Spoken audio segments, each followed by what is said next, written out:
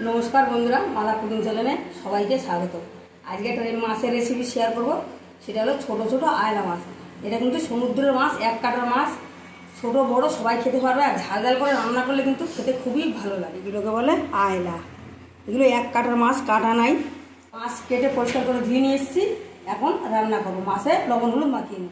সমুদ্রের মাছ একটু নোনা হয় তো, ওই জন্য লবণটা একটু কম দিচ্ছি। হলুদ গুঁড়ো আগে খুন্তি দিয়ে মাছের লবণ হলুদটা মাখিয়ে নিচ্ছি। মাছে খুব ভালো করে লবণ হলুদ মাখিয়ে নিয়েছি। কড়াইতে তেলও দিয়ে দিয়েছি, তেলও খুব ভালো করে গরম হয়ে গেছে।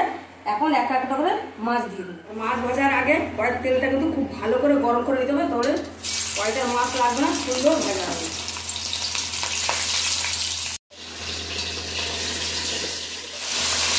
পাঁচটা করে মাছ দিয়ে দেবো। মাছগুলো উল্টে উল্টে খুব লাল লাল করে ভেজে নিয়েছি, এখন নামিয়ে নেবো। এক খোলা মাছ ভাজা হয়ে গেল। বাকি মাছগুলো এইভাবে ভেজে নেব। মাছ ভাজা হয়ে গেছে, এখন মাছের ঝোলটা রান্না করবো। ফোড়ন করে নেবো। তেলের মধ্যে ফোড়ন দিয়ে দেবো, 5 ফোড়ন, রসুন, পেঁয়াজ, টমেটো একসঙ্গে পেস্ট করা, শুকনো লঙ্কা বাটা, জিরে গুঁড়ো, লবণ,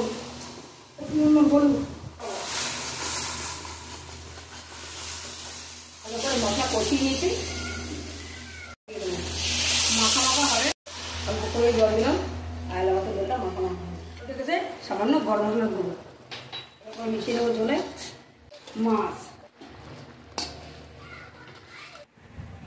আমাদের আয়লা মাছের ঝোল রান্না করা হয়ে গেছে।